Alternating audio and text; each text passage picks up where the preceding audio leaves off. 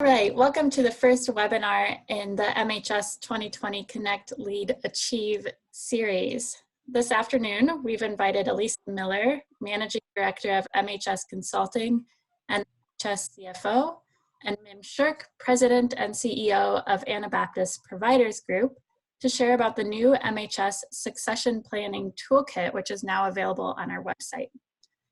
I'll briefly introduce you to our presenters. Elisa Miller has nearly 25 years of experience serving senior living organizations and other health and human services providers. She is responsible for the oversight of services provided by MHS Consulting to members and clients. She served a variety of clients located throughout the country with experience as an auditor, consultant, and chief financial officer.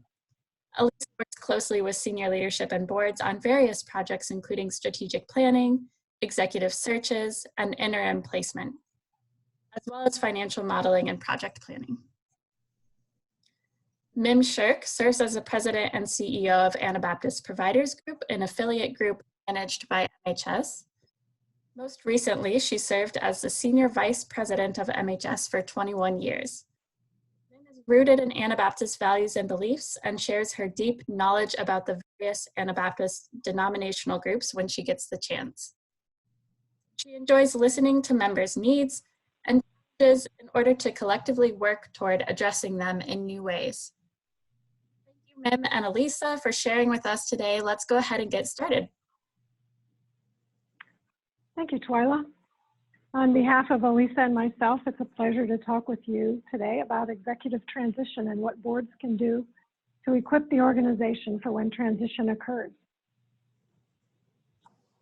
To start, here are 4 things to know about executive transition. It's going to happen. It's the board's responsibility. It can get messy, and there are things that can be done to prepare. The first thing to know is that it is going to happen sooner or later. In the life of an organization, there's never a good time to stop and think about what would happen if the executive left.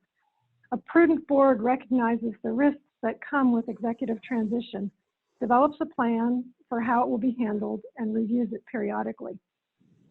An unexpected illness or accident can happen at any time. I talked with a CEO yesterday who's working with his board several years in advance of his retirement. Their last transition happened because the executive became ill and died suddenly, sending the organization into a long period of chaos while they scrambled to find interim leadership and recruit a new executive. Being prepared will reduce the number of critical decisions that need to be made during a stressful time. The second thing to keep in mind about executive transition is that it's the most important job of the board.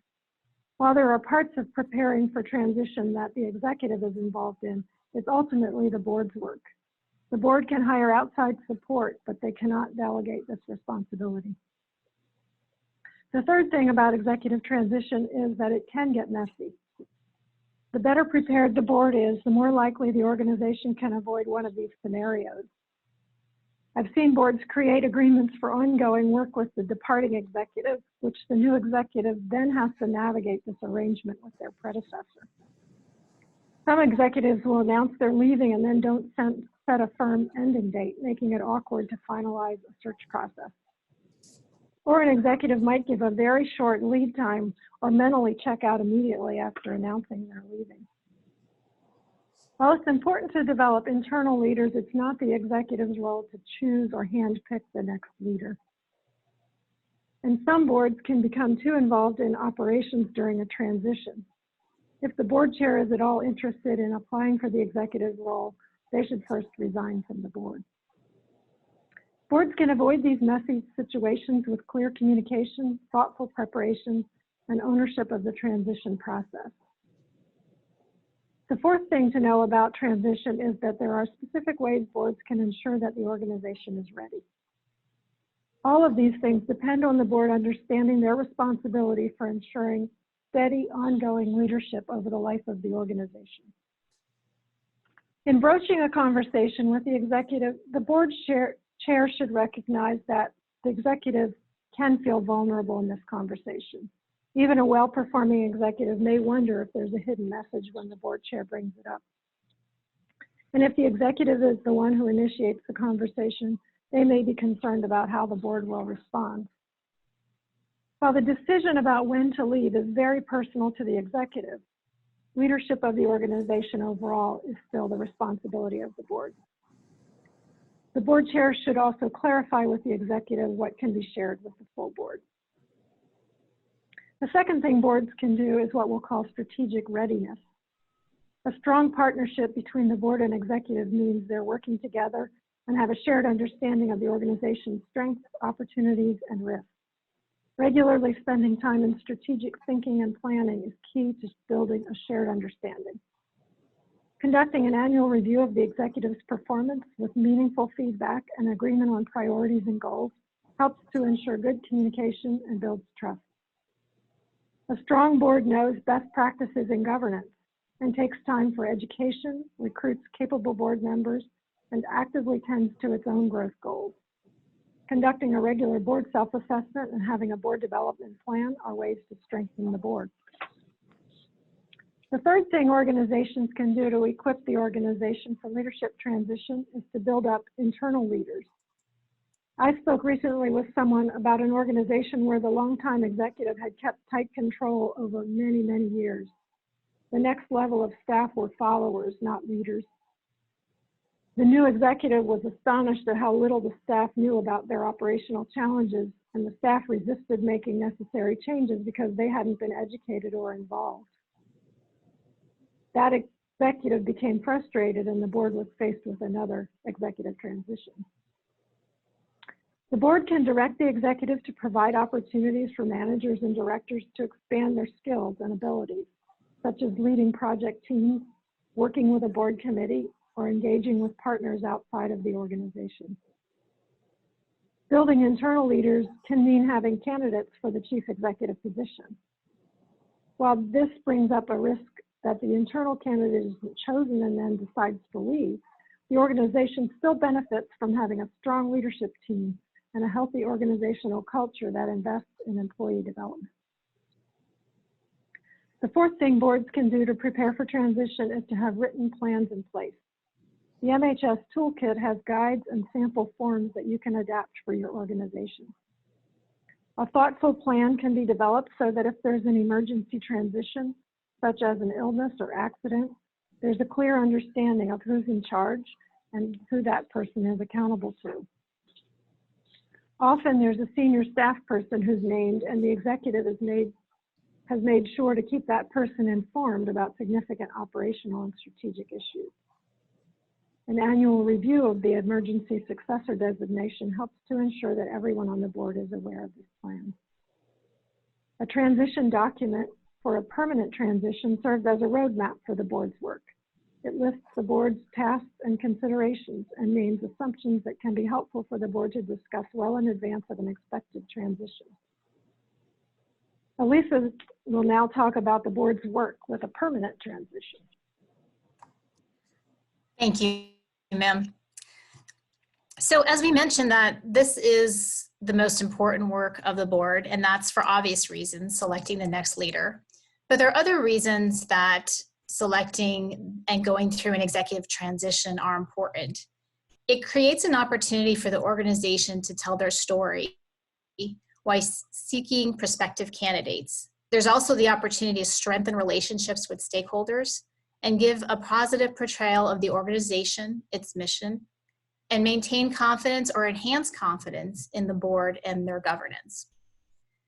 And so it begins with the resignation of the executive, and that may come a variety of ways. It can start through discussion with the board or board chair, which results in a decision to resign, or it may be an agreement about the timing in the near future. As Mim said, it's also a very personal time, so it may just be a decision made by the executive to communicate with the board. Regardless of when that and how it occurs, it's important that it's documented.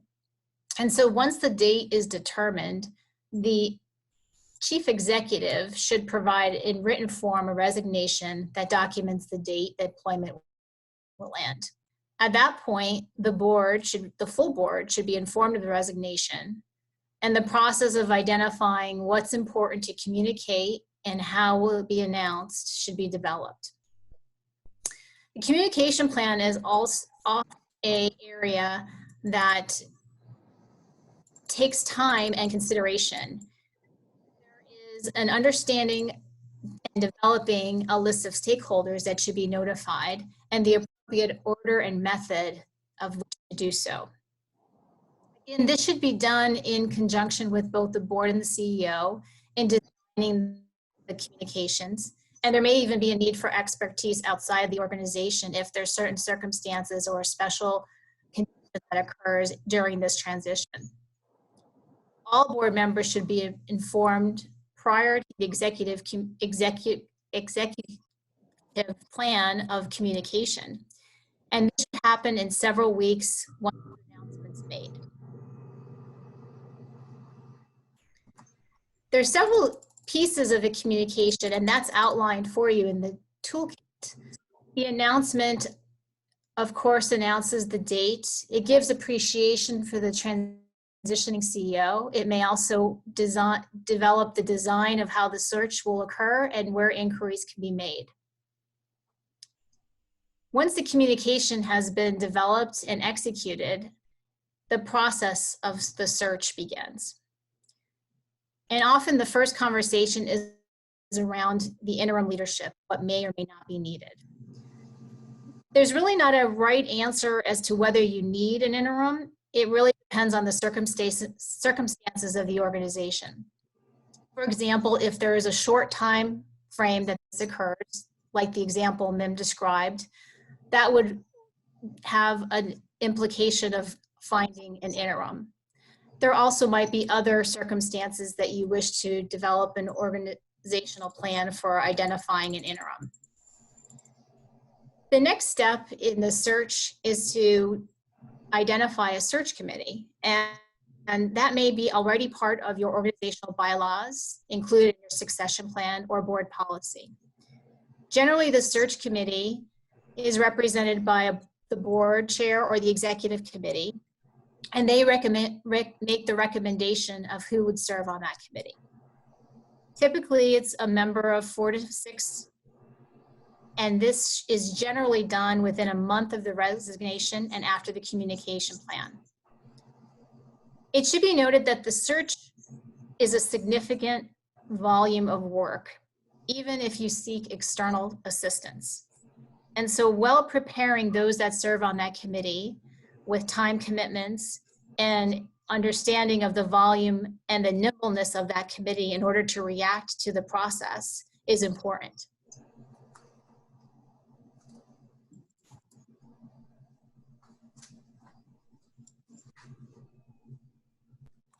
Thank you. I think, Mim, now you'll be talking about endings and beginnings.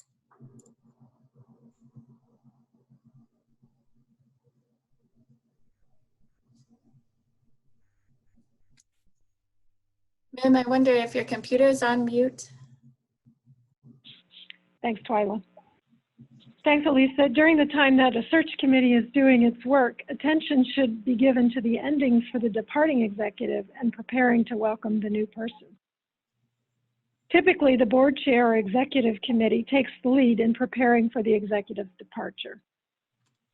Soon after the resignation is received, have a conversation with the executive about priorities for the remainder of their time.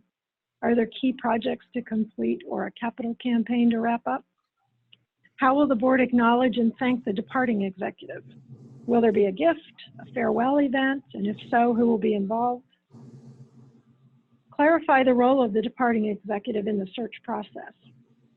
Best practice suggests that the executive's role is only to provide information as requested by the search committee. And finally, think about whether the new person will overlap with the outgoing executive. Most organizations think overlap is a good idea or even necessary. In our experience, it's not. It's helpful for the departing executive to vacate the office so the new person can move in on day one. While organizational readiness for transition is mostly driven by the board, how departing executives approach the transition can also impact the experience for themselves and for the organization. Everyone wants to finish well, and preferably on their own terms and schedule. Earlier, I described some messy situations where the executive is ambiguous about leaving. There are some ways that individuals who are thinking about leaving can work at preparing. Periodically step back and reflect on what might be the right time to leave. Well in advance, talk with friends in confidence. Participate in an executive circle, executive coaching, or spiritual direction. Be proactive, looking ahead the same way you would for other changes in the organization. When you're ready, talk with the board chair about your timeline, which could be several years out, and discuss organizational considerations for the best time for a transition. Have a financial plan and standard of living that you can sustain so that your leaving timeline isn't driven by financial need. Envision life after leaving the role. Explore interests in other employment or volunteer opportunities that you might want to consider later. Talk with others who have left an executive role and ask what worked for them. Build relationships with friends and family who will be there in the future. Discuss the changes that will come with family members who will be impacted.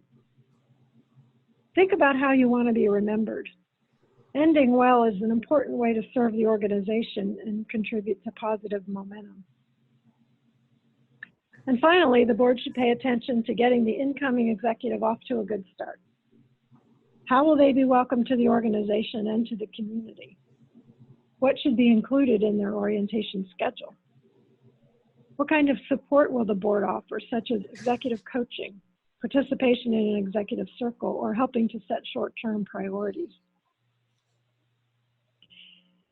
We've given you a lot to think about. Thanks for listening. We have some time for questions. Twyla will walk us through that, but I hope this information that Elisa and I have shared is helpful.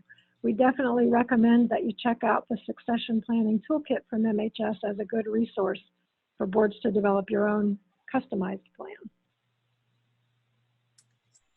Thank you, Mim and Elisa. This has been an engaging discussion. We'll now have some time for Q&A.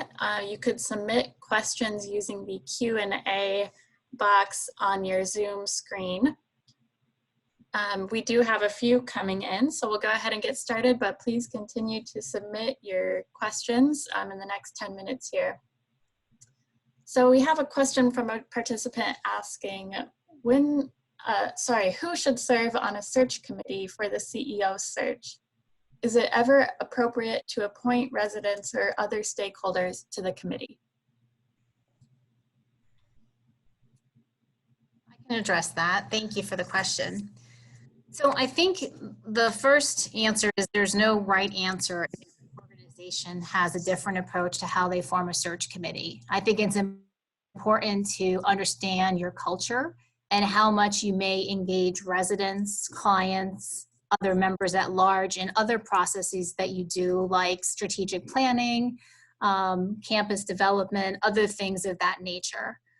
I think that it can be appropriate to involve a resident or a client or a family member in serve on a search committee, that it would be important for them to understand the commitment involved and the full process in how they will engage.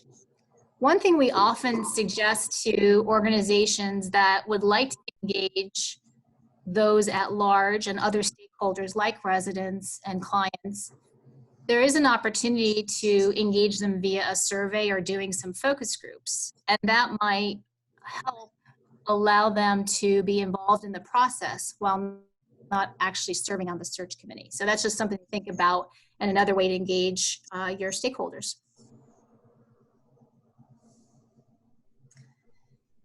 Thanks, Elisa. We'll take another question here. This person is asking about a particular situation where there's a planned CEO retirement and the CEO has indicated that the board should consider moving one of the top executives into the CEO position, but the board is not in agreement about that person's capability They also don't want to lose that leader. So they're asking, what's the best way to handle this situation? Elisa, that sounds like another one for you. Thanks, Mim. Yes, this is often a situation that occurs in organizations, particularly when you're developing internal leaders and there's opportunity. The suggestion would be that the individuals in the organization go through the process as both an internal and external. So they would go through the same search process, assuming that the board is in developing a search process and will be having and soliciting other candidates. That's the best practice, and it allows those to have a opportunity to be explored and have the same commitment that others would. Terrific, thank you. Since there are no other questions at this time, we'll go ahead and wrap up. As you can see on the screen, we've provided Mim and Elisa's contact information so that you can get in touch with them if you have further questions or if you're interested in the succession planning toolkit. Thank you for joining in. We're happy to connect via email following this session. We'd like to provide you with the PowerPoint slides, a link to the succession toolkit, and we'd also invite your feedback in a brief survey. It's only 5 questions, so we'd really appreciate your participation in that. We've prepared an exciting lineup of Thursday afternoon webinars for our 2020 series, bringing you even more content than last year. So stay tuned for more information on our website, mhonline.org, where you can subscribe to our newsletter and stay posted there. So thank you for joining us. We hope to see you at Health Assembly in Greenville in 3 weeks. Take care.